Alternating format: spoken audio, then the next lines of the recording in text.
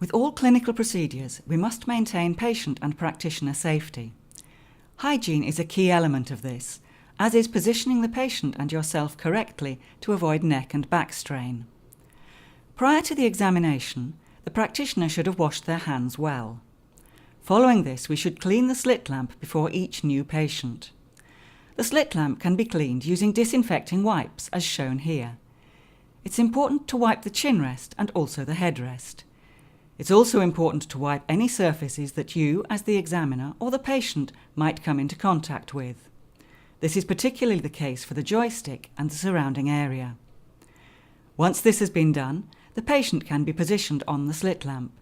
The patient needs to put their chin into the chin rest and push their forehead up against the bar at the top. Try to get them to maintain this position.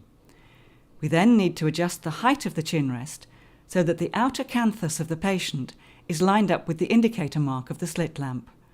Once this has been done, we are ready to begin.